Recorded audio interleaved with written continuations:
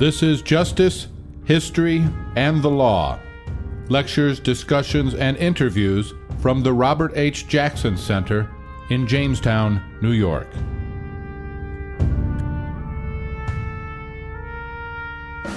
September 17, 2002. Dr. John Lattimer, famed urologist and physician at the College of Physicians and Surgeons of Columbia University in New York, spoke at the Jackson Center. Dr. John Lattimer was a physician who tended to the medical needs of the Nazi defendants at the Nuremberg war crimes trials at the end of World War II. In 1999, Dr. Lattimer compiled his experiences at Nuremberg and his views on the health concerns surrounding Adolf Hitler in a book entitled Hitler's Fatal Illness and Other Secrets of the Nazi Leaders. The Jackson Center invited Dr. Lattimer to speak at the center, and he chose the title of his book as the subject matter for his lecture. I'm delighted to be back here and to tell you some more highlights about the trials that were conducted by Mr. Jackson. And let me start by telling you I was involved mostly with the Normandy Invasion type of activity against the enemy. And when the Japanese bombed us in Pearl Harbor, everybody volunteered. And the medical profession volunteered, all of the young doctors joined up, and the Army Medical Service did a wonderful job. They organized 1,000-bed hospitals, a great many of them, to support the Normandy invasion, and they were scattered all over England. They packed us into troop ships, and this cabin was supposed to contain 2 bunks. And as you see, there were double rows of bunks all the way to the ceiling, and you had to be careful when you turned over because your hip would hit the bottom of the bunk above you, which was made of wire mesh, and your hip got cut up. If we'd been torpedoed, we never would have had a chance of getting out. But in any case, most of us made it in good shape. And once we were in England, we began to train for the invasion. And these were the Army nurses in my hospital unit.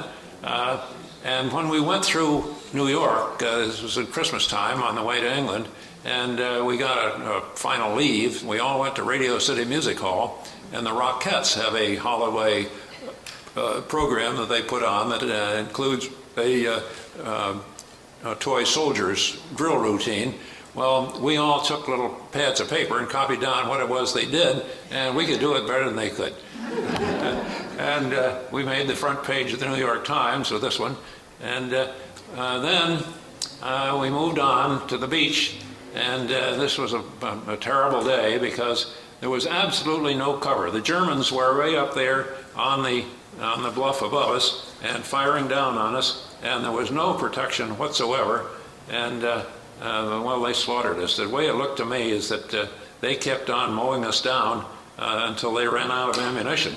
And there was they were up along here, and they had what they called interlocking raising curtains of fire, which meant that when they fired their artillery, every inch of that beach was covered.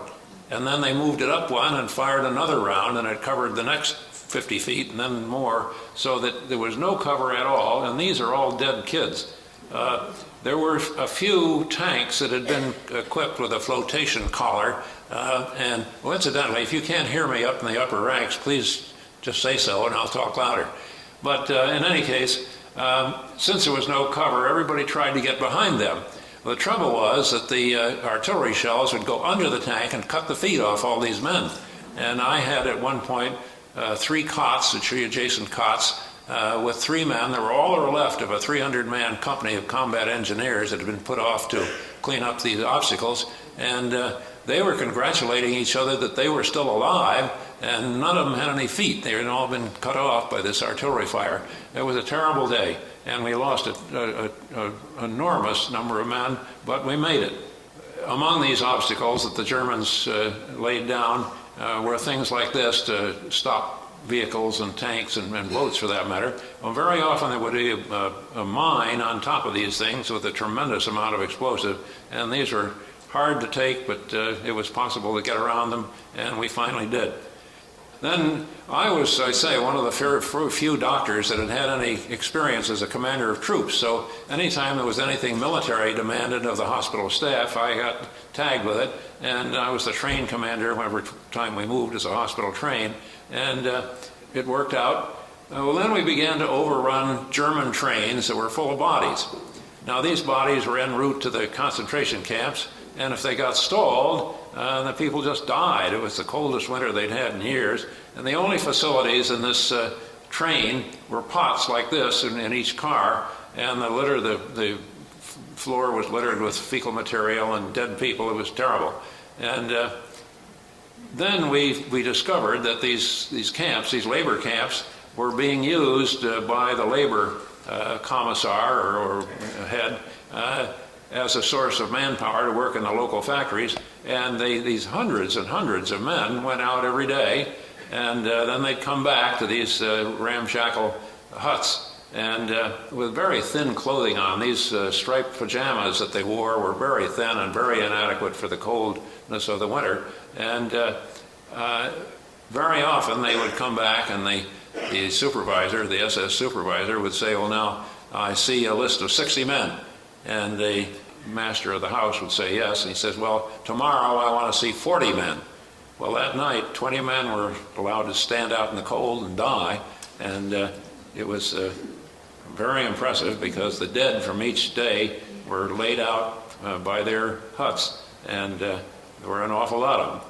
And if they didn't die off, they were pushed into this shower bath room, which was the doors of which could be dogged down and shut, and then live steam was run in there, or cyanide gas, and killed them all.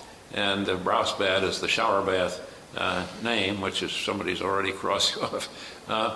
Well, in the room just before the shower bath were lots of bodies or just after the shower bath, to be burned in the furnaces, as you'll see in a moment. But the thing that impressed me about this room was the wall over there, with a stucco wall imprinted with bloody fingerprints from the fingers worn to the bloody stumps by some of these that weren't dead. But dead or not, what was happening was that they were stacked on these channels and pushed into the furnaces and burned by gas flames. And this went on day and night. And the odor around these camps was unbearable, and yet the natives in the vicinity never admit knowing about anything bad that went on there.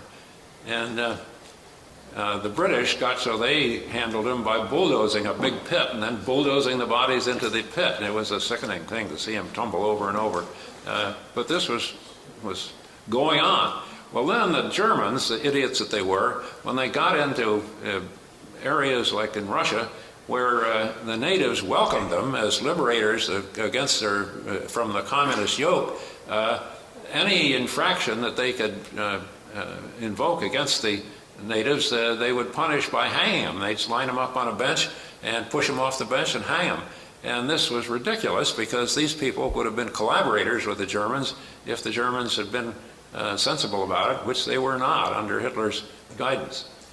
Well, we finally made it all the way across Germany to Hitler's house in Berchtesgaden. And this was a beautiful, great, big house. And it was loaded with supplies and food and for a long war. And there were tunnels underneath it, incidentally, that went to all the adjacent houses. And they were loaded with food and survival equipment. Well, when it was obvious that we were closing in on them, the commander of this, the garrison of this Berghof unit, permitted the local citizens of Berchtesgaden to loot the house, and they, as a consequence, the town of Berchtesgaden was loaded with relics from that belonged to Hitler and Eva, and if you want to spend some time at it, you might acquire a few, which some of us did. This was the garage. And up on the top of that, it was a terrace. It was Hitler's favorite meeting place. Well, after they looted the house, they set fire to it. So when we got there, it was a smoldering half ruin. Also, the smoke screen, which was normally used to protect it. Here, if they started, as soon as the enemy bombers were heard, they'd start filling the area with smoke, and within a very few minutes they'd make it impenetrable and protected the house very well all through the war. But at the end, when the early warning network broke down and they didn't do this, the British got over there with some of their heavy bombers and hit the house real hard and knocked part of it away, as we see in a moment. Well, in any case, I was called back from Berchtesgaden to Munich, and we took over this German civilian hospital, which is on the outer skirts of northern outskirts of Munich, called Schwabing. And these were all big buildings. This one I filled up with my cases. And then in this area, in this building, were the operating rooms. And if somebody needed an operation, there was a concrete sidewalk that ran from each building to the operating room. And there was no protection over it. And the Germans would roll their gurneys with a patient on it through the rain and snow into the operating room and operate on them and then roll them back under no protection. It was ridiculous, but that's the way it was. And there was no declaration of intent to protect the civilians by Hitler. And well, the first thing we did was start building coverage over the walkways. But in any case, the chaplain of our 98th U.S. Army General Hospital now, as we called it, was called upon to come up to where they were gathering all of the important Nazi prisoners together to decide who to try in the first showcase trial. And this was a place up in Mondorf in Luxembourg, and he was asked to come up and represent the Protestant religion among these prisoners, and he did that, and they liked him very much and appreciated his coming, and then he had enough points to go home. So the prisoners wrote to his wife back in the States with his permission and asked if he couldn't stay on with them, and she agreed, so he did. He stayed on right to the end of the trial, which took about a year, and walked a lot of them to the gallows.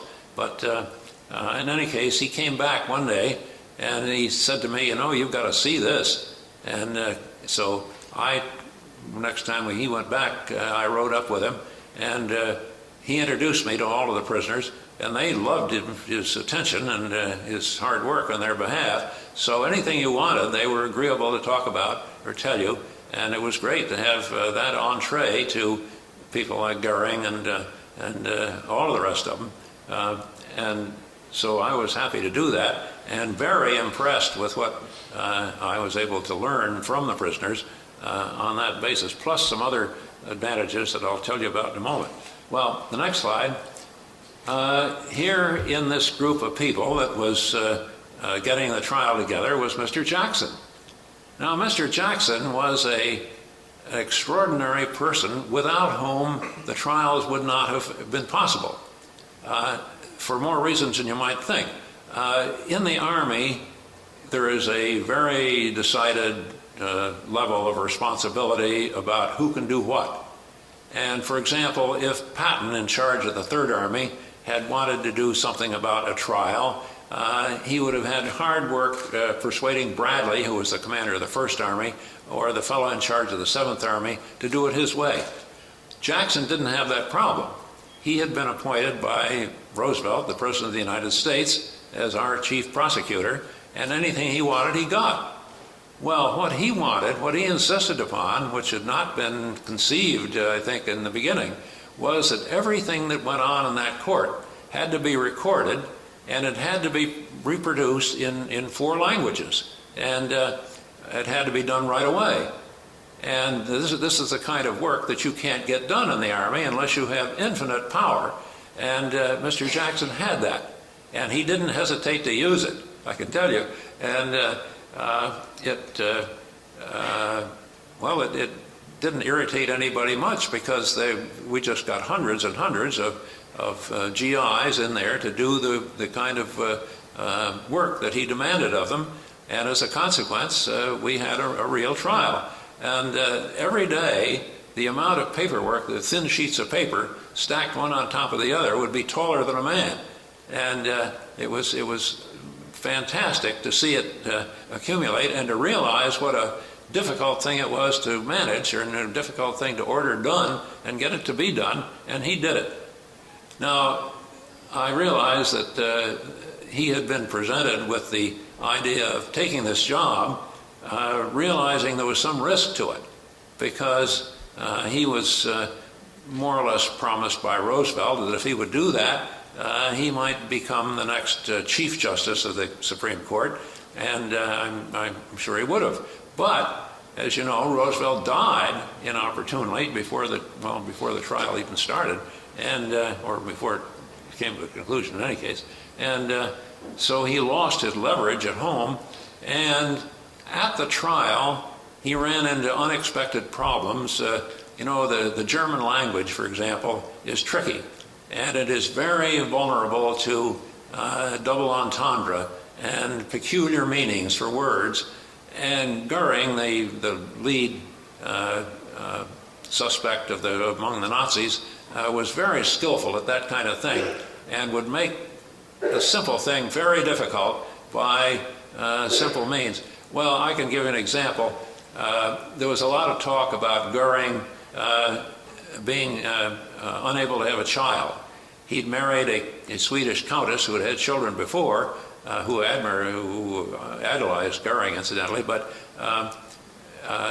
he didn't have any children with her, and she got sick and died of tuberculosis, so that there was no further occasion to. Well, then he had been shot during Hitler's attempt to take over the Bavarian parliament by force. The police, Hitler didn't think they would shoot at a war hero like Goering, and they had von Ludendorff, another war hero, but they did. And they wounded Goering, and they had to smuggle him out of Germany for him to heal. And during that time, he had this painful wound in the groin, and he got addicted to morphine. And so with morphine, he was not going to have any children, and he did not. Well, after his wife died, they got him off the morphine. She had persuaded him to go into an insane asylum and be locked up to get off the drug, and he did. And he got off it. And then when she died, he married a very attractive German movie actress, Emmy, and almost immediately she became pregnant. Well, there was a comedian in Germany, and among our prisoners, there was a newspaper editor named Stryker, who was always looking for something mean to say, and they started saying, well, now if this pregnancy turns out to be a boy, he ought to be named Romeo, from Romeo and Juliet, and he ought to remember the lines, is he or is he not? And what they were in German, what that meant was he or was he not really Hermann Goering's child? Well, this kind of double entendre was very common in German, and Goering was a master of it, and he gave Mr. Jackson a hard time repeatedly with that kind of tactic, which was too bad. But in any case, it was a difficult thing for Mr. Jackson to do. Mr. Jackson was wonderful in his opening statements and in his summations, but in the nitty-gritty of the trial, it was hard for him, and no doubt about it. And being away when the Chief Justice did die, when the opportunity to succeed him did arise, he wasn't there. He was over in Germany with the trial, and Truman, who succeeded Roosevelt, was not as friendly a guy as you might expect, and as a consequence, Mr. Jackson lost out, which was too bad. And he stayed with the trial until just the day before the hanging, or a couple of days before, and then came back to resume his duties with the Supreme Court. Well, the next slide is how he looked to us in the courtroom. Here he is down here in the lower right, and these are all his colleagues, and some of the Russians up here, and the Frenchmen.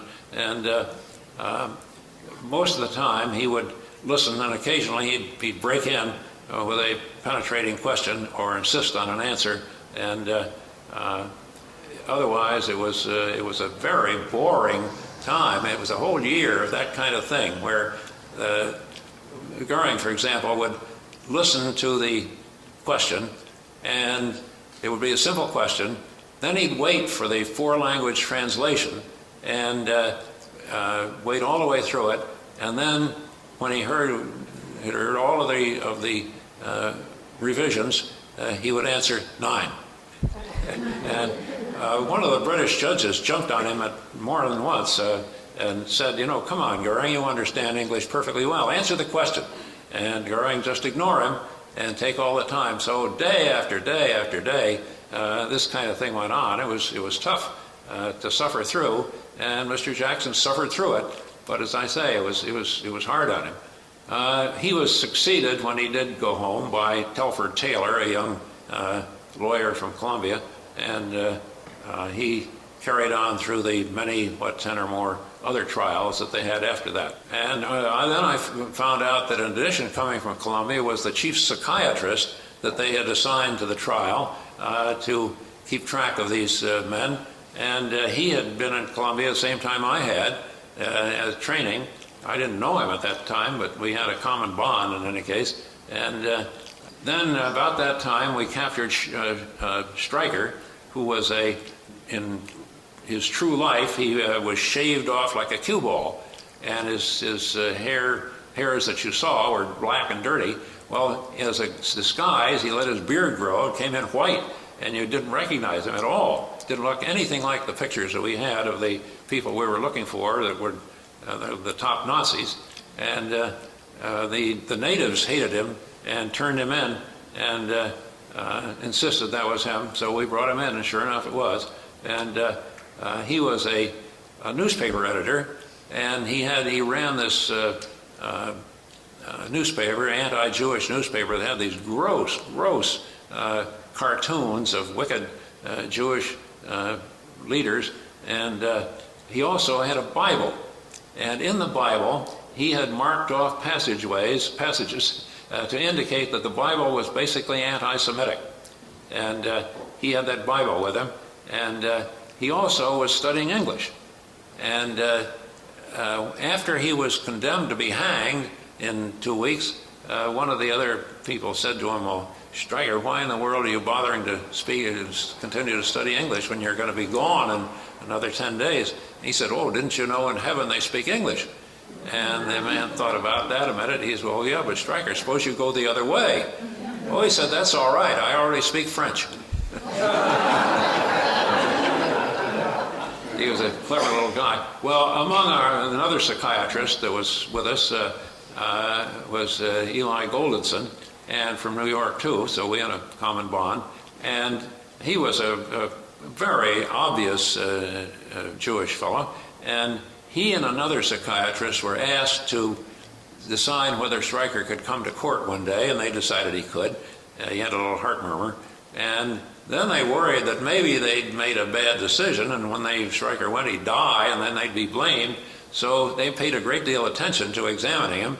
That impressed Stryker favorably. So he wrote, what this man did was to go to the bookstore, the libraries in Munich, and pick out, or in Nuremberg, and pick out books written by each one of these Nazi writers, officials. And then he would have them sign them and dedicate them to him. And when Stryker heard that, he had him get a book of his, and in it he made this extravagant, affectionate greeting to Dr. Goldenson, which was very embarrassing from him, because here was this leading anti-Semite with this affectionate greeting. Well, we also kept a German doctor, which is the one that passed out the pills every night and answered their questions, and a German dentist, and they helped us very much. And we also captured this man who'd been in charge of the labor movement, and he would go to labor meetings in Nazi Germany and make these extravagant claims about what Hitler was going to do for everybody and get cheered endlessly, and Hitler was delighted with this. Well, when the text of his address came out, it didn't have any of this good stuff in it, but Hitler loved him because he was keeping everybody happy, and again, he was trying to pass himself off as an itinerant artist, and the local natives turned him in.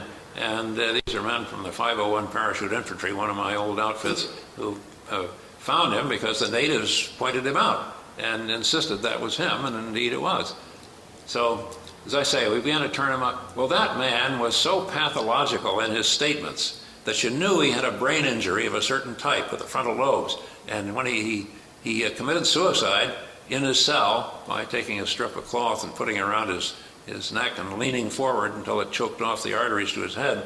And at his autopsy here, his brain did indeed show exactly the kind of lesion that you could predict from his behavior.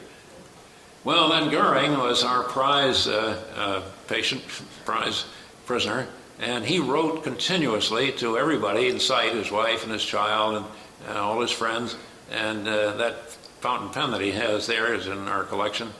He would also chew the end off. He liked American fountain pens, but he'd chew the end off all of them. And when we got him, well, here's his fountain pen with the end chewed off. And here's his coat, because Hitler turned on him and he began to eat. And he got up to 312 pounds, and his thighs got so fat that they rubbed together and rubbed all the skin off. That's called intertrigo. And he had these painful lesions on his legs. So in his baggage, he brought with him 2 or 3 jars full of skin cream. It was opaque. And in the skin cream, unbeknownst to any of us, were 2 ampules of cyanide, one in each one.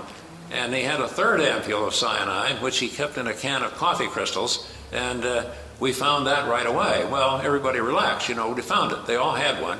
And we didn't know about the other ones in the skin cream, but there they were. Well, this was this tweed hunting coat, which was for him when he weighed 300 pounds. In the back, there was a gusset that you could let out to make it accommodate an even fatter tummy.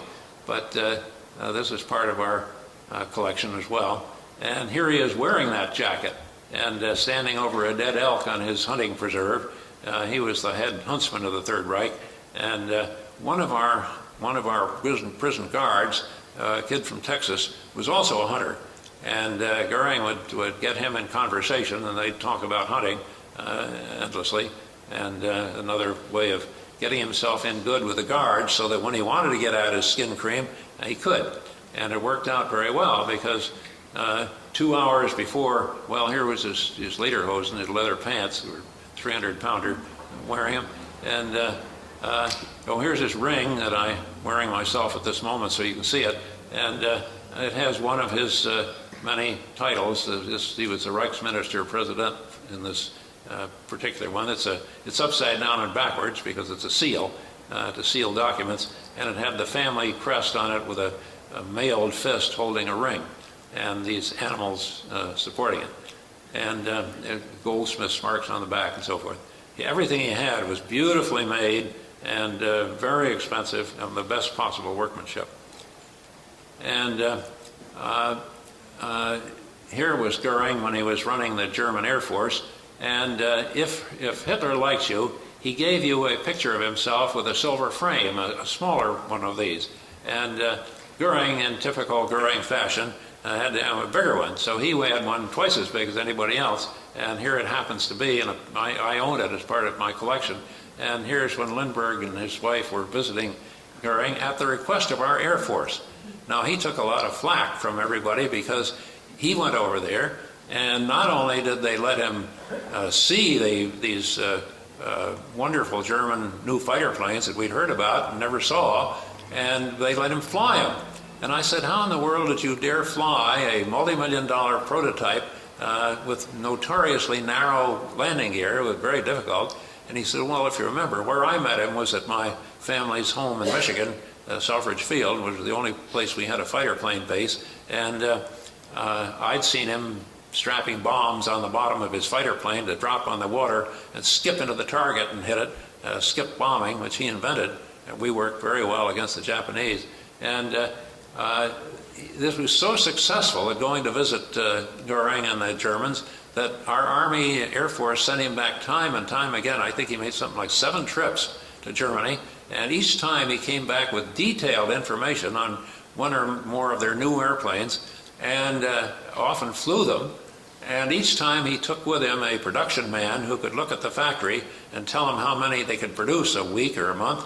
And he said, this is bad news. You don't want to tackle them. They'll kill you.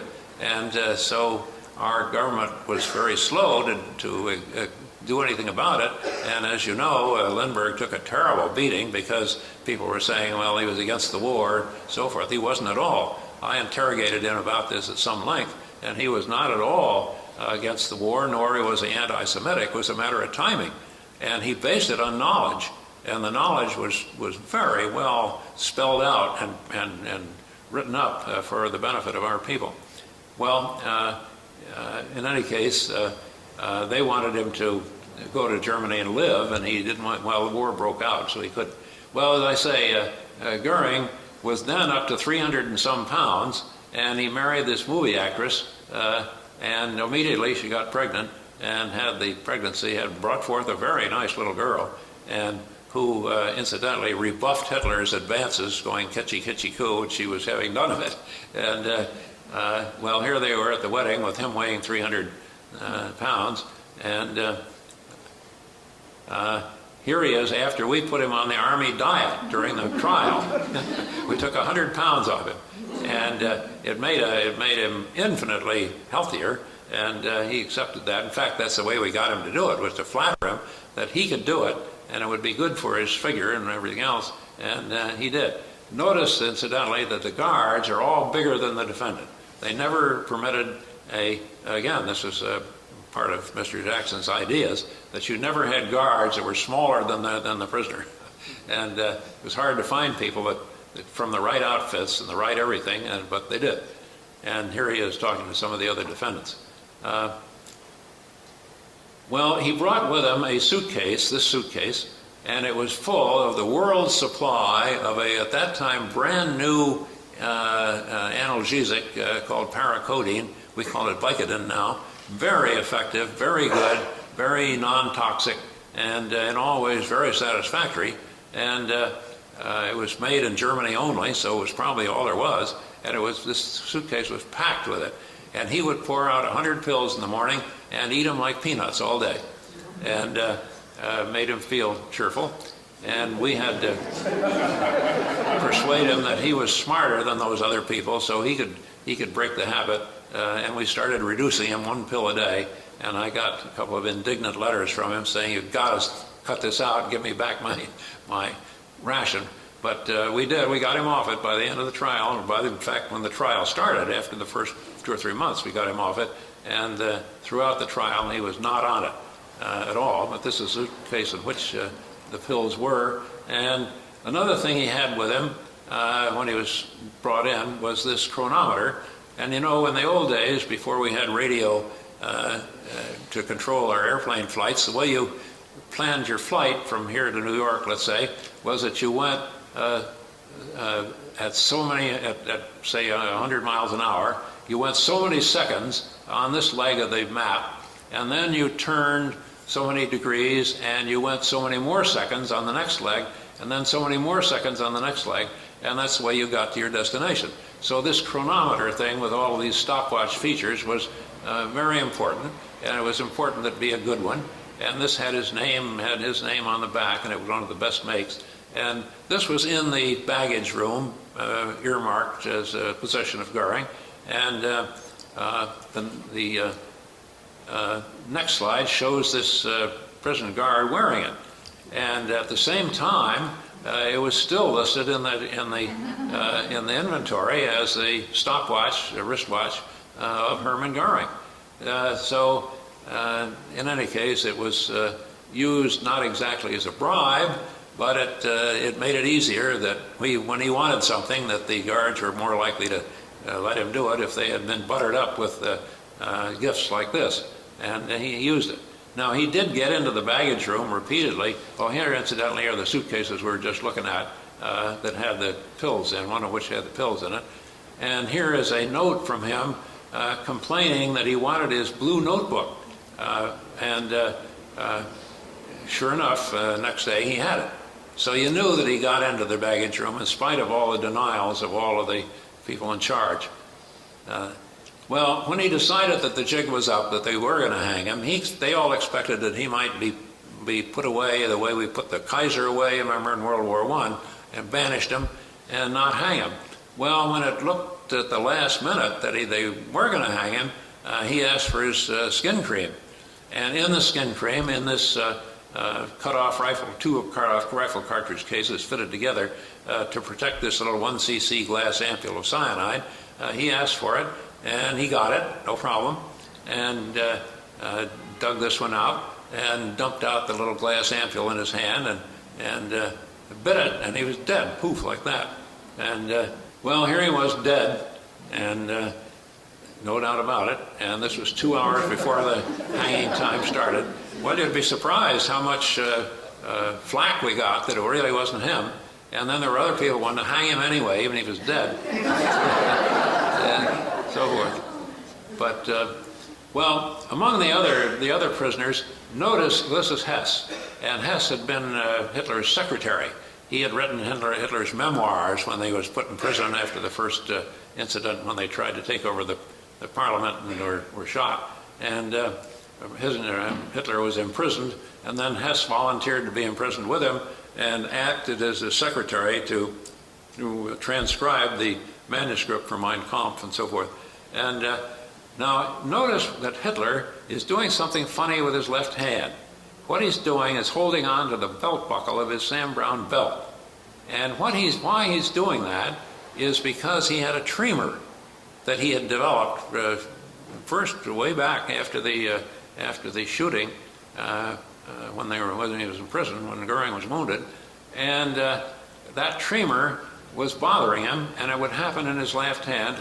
But if he grabbed something and gripped it tightly, as he's doing here on the belt, the tremor stopped. So, of course, Hess, not knowing why he was doing it, he did the same because the boss did it. And that's what Hess was like. He was a very placid, malleable character, very smart and very capable as a transcriber, and was also quite daring because when it began to be obvious that the war wasn't going well, he thought, well, he'll solve the problem. He'll make a peace bid on Hitler's behalf. And if you remember, he flew all by himself to Scotland and parachuted out of the airplane, even though he'd never parachuted before, and he landed exactly in the right place near the estate of this Scotsman, and tried to act as a go-between between Hitler and the British.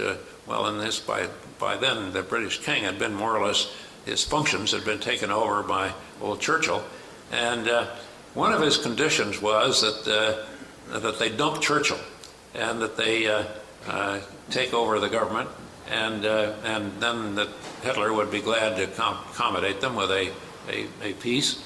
And as I say, with great skill, he first of all avoided the fighter plane patrols of his own people and the British, and landed exactly where he wanted to be. And they took him to this Scottish nobleman who pushed him on to Churchill's people, who said, just clap him in jail. And they did. They put him in as a common prisoner. Well, they also had a couple strong-armed people, Tin Eye Smith and other people whose names indicated that they were tough customers, who were worked on prisoners, and he was exposed to a fair amount of trauma one way or another for 4 years, and nobody knew exactly what went on, except when we got him, when the war ended, and we brought him to be tried. He was obviously psychotic. He was obviously not with it, and he gradually recovered some function, but he was never right even then. Here he was in court. They sat the people in their order of their importance. Goering was first, way over on this corner of the prisoner's box, and then because he was designated number 1 to succeed Hitler by Hitler, and Hess had been designated number 2. Goering was quite upset about this because Hess was a nobody, and he appealed to Hitler about it, and Hitler said, look, don't worry about it. I've got to reward the people that were good to me in the early days, and Hess had done him a lot of favors, including transcribing Mein Kampf. And he said, it's no problem. He says, if I die and you take over, all you can do is dump Hess. Well, Goering thought that was a stroke of brilliance. So he would quote that as to how smart Hitler was and the kind of way he arranged things. Well, in court, Hess began to exhibit stomach pains, and he would complain bitterly, and here you see him gritting his teeth and banging his fist on his knee, and he would do this periodically, And if it got real tense, he would leave the courtroom. He'd get up and leave. And he got away with it surprisingly well, because he was clearly in a different world. And well, as you remember, they gave him life imprisonment as a penalty, and all the other prisoners were finally released, and he was the only one left in this huge prison of Spandau. And so they made a little summer house for him out in the garden, and he would go out there and stay during the day. And one day the nurses went to lunch, and they came back, and there were two strange men with him, and he had been beaten up and was barely alive, and in fact died the next day. And here he was 92 years old, or over in his 90s, and his son knew that I had taken care of him and knew him, and he said, you know, please look into this, because there's something funny going on, because the mark, they said he'd hanged himself. Well, the mark of the rope on the back of his neck, you can't see it very well here, but it goes straight across. Well, when you hang yourself, the rope thing goes down in the front and goes back over here. You don't get it across here. Whereas if somebody garrots you by putting a rope around your neck and pulling it tight, you do get this line parallel with the ground, which is what he had. And the other thing that happens when you hang somebody, or they hang themselves, the rope goes around the front, around the jaw, and then back up, and it does not bother their thyroid cartilage, which is that big thing that's your Adam's apple. And on the other hand, if they garrote you with a rope, it breaks the little horns, the little ends off that cartilage. And this is a straightaway good way to differentiate between hanging and garroting. And it is depended upon by forensic people everywhere. Well, in his case, these little horns were indeed broken off, as would happen from garroting. So everything pointed to garroting. And yet the official diagnosis was hanging, that he hanged himself. So the son said, well, can you help me with this? So I said, well, I can get in touch with the American authority on this differential diagnosis between garroting and hanging, and we'll see what he says. Well, when I got a hold of this man, he was not too anxious to get involved with this, but he said, you know, when you're 92 years old, everything's so brittle that you really can't depend on that as a diagnostic sign. So unfortunately, I was not able to help him out, but I can tell you that my opinion from everything that I saw and heard was that he probably was garroted, and the reason was that the Russians were finally going to relent and let him be released. All the rest of us had relented and written to everybody saying, please release the old man, you know, he's doing nobody any good in prison, and so forth. Well, the Russians had enjoyed having the changing of the guard, because they had a drill team of guards who marched in a very amazing way. They stamped their way along in a goose step, holding a rifle, a big, long, skinny rifle with one hand straight up, and two of them did it in concert, and as if they were one, and it was very impressive to see. And what they would do would be to march a drill team of these people clear across Berlin to the Spandau prison, and everybody would drop everything to watch this spectacle. And the Russians were so proud of it, they didn't want to give it up. So they didn't want to release him, and so he stayed on and on and on. And then on the British watch, when it was the Brits' turn to guard him, this event happened, and there were these two strange men that nobody ever accounted for, and he was dead, and that was the end of it. But as I say, it certainly, and the reason given was, or alleged, was that the British had done some bad things to him during the 4 years they had him in prison, and he died. They didn't want him to talk about it, so they killed him. Well, it's hard to know what the truth is, but these are the facts as far as we know them. Out of the trial of 22 of the men, only 11 were hanged, and the Army hangman moved in, and he was a very laconic, cynical character, but he put the traditional 8 turns on the hangman's knot, and he said he got great pleasure out of hanging these criminals from Nazi Germany, and he did. And he did it very efficiently, very well. There were allegations always of, as there always are, of irregularities and failures and whatnot, and that's just not true. I mean, the hangings went off very quickly and very well, and if there were any any slowdowns. It was a very minor type. And well, here's a sample of the rope that hanged Stryker. Again, the masters of the court said, now, there will be no souvenirs. And of course, the hangman, being a cynical old guy, cut off his souvenirs before he put the ropes to use. So he had them, sold them to me. And well, here was another contact, a Columbia graduate, the psychologist that we used for the intelligence testing. And the most intelligent ones of all were the old banker and Speer, and they were as smart as could be on these intelligence tests. The old gentleman shocked, Hjalmar Horace Greeley shocked. His parents knew about Horace Greeley. Well, I guess his mother was an American, and so he was Horace Greeley shocked. He was a smart old cookie. He's cranky, but smart. And he went to Franklin Roosevelt and persuaded him to forgive the German debt that they were supposed to owe as a result of the peace. And of course, Hitler turned right around and used the money to rearm.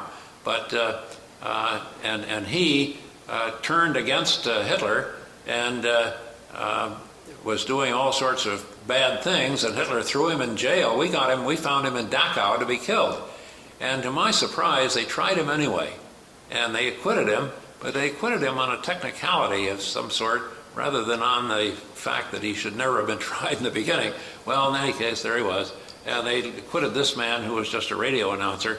But here's the banker, Funk, who didn't know where all those gold teeth came from that those Nazis kept giving him. And he also had a lot of urological problems. He enjoyed the finer things of life and had a lot of venereal disease.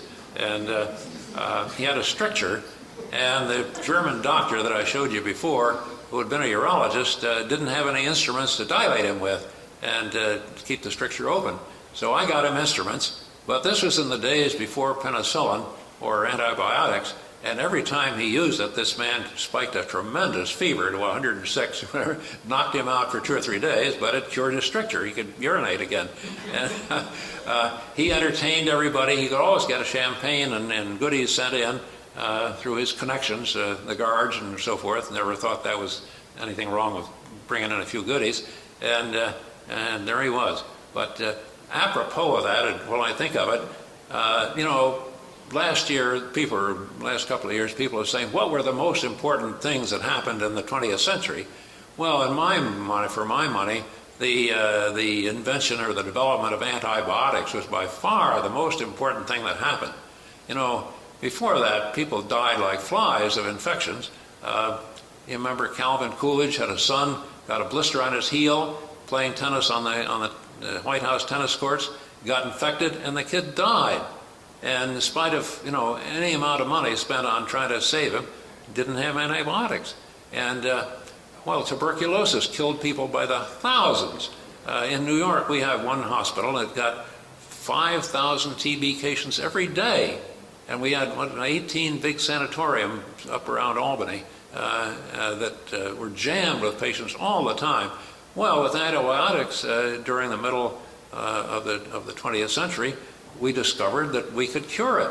Not with just one, we had to combine it so that you got around the resistance and all that. I was in charge of the kidney tuberculosis part of that government study, and it was a tremendous satisfaction and accomplishment to have these antibiotics to be able to do that much good. Well, as I say, this is just one small example of how it was used. Well, this was Speer, the construction man who Hitler realized was very, very effective, and gradually put in charge of more and more things in the Nazi production line, war production of fighter planes, for example. We bombed his factories every night, and every day he produced, his production rate went up. And he was a genius at this, and he was also an artist, and Hitler would whip out a pad and make a little sketch of let's say, a memorial arch for his hometown of Linz in Austria, and he would give it to Speer. Speer would take it back to the office and have his people dress it up and finish it up. And he said that Hitler's little sketches were pretty good. And each one that he mounted, he would mount a letter alongside it saying this drawing was made in my presence on such and such a date by Hitler, and I attest to its accuracy, and I was able to accumulate a number of those. He was a very smart, kindly man. During the trial, it came out that he'd been very nice to so many people. Eva Braun, for example, well, I think we'll show something of hers, but he made a little monogram for her out of her two initials, E and B, put together like a butterfly. And he would listen to the transcription by the translators, and if they made a mistake, he'd lean forward and look at them and shake his head no, and they'd quickly change to correct what was wrong. If they still got it wrong, he'd write a little note and pass it down to them, and they'd get it right. So he was very helpful, and at the same time thought that they should all assume some responsibility, and he could have got himself hanged, and as it was, he got himself 20 years in prison. But he didn't have to, in my opinion. I thought he could have maybe deserved a year in prison or something like that, but he didn't do anything deliberately, and at the end, he was not only blocking Hitler's attempts to smash the German civilian economy, to damage all their power plants and all the things that would have made life miserable for the civilians in Germany, and at the end tried to kill Hitler and failed because he couldn't get the poison. But we gave him 20 years in prison that I thought was a mistake. I know other people may have thought otherwise, but that was my opinion after listening to him and looking at all the evidence I could find. And Hitler, had these tremendous rallies. This was a field near, on the outskirts of Nuremberg, and it was tremendous. It would accommodate 20 football fields on this area, and along this side there was a long, beautiful Italian marble grandstand, and it was a quarter-mile long. And in the middle, right here under where this tag is, there was a marble swastika.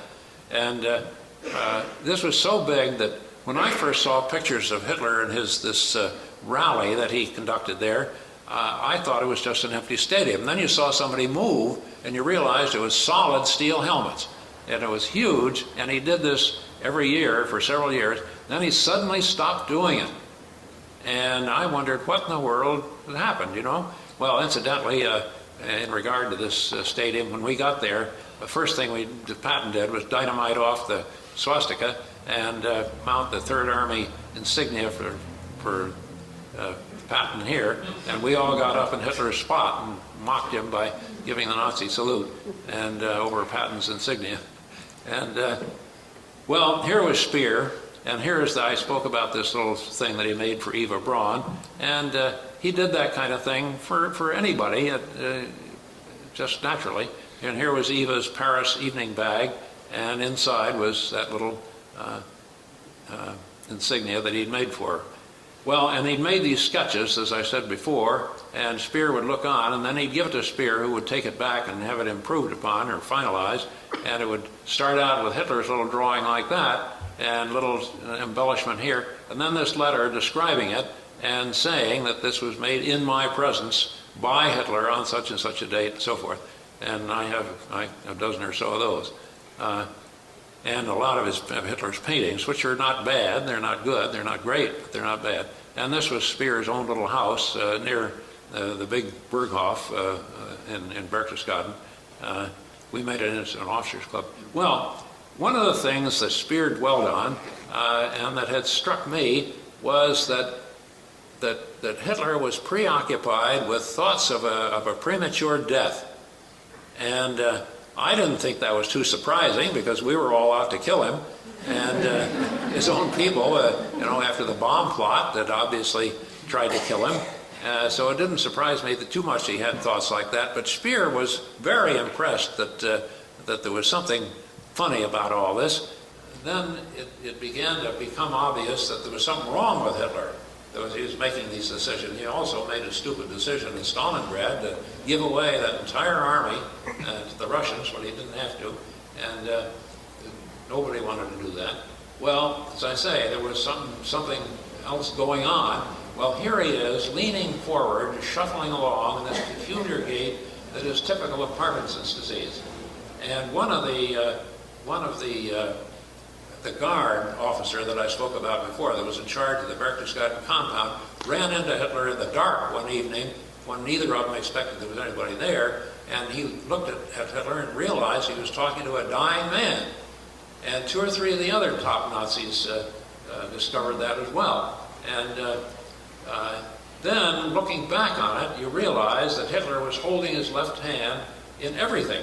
Anytime that he was being photographed, here he is when Paris surrendered, you know, and here he is doing his little jig, but he's gripping something, a roll of paper in his left hand, because when he did that, it suppressed the tremor. And here is a whole series of pictures where he's doing the same thing.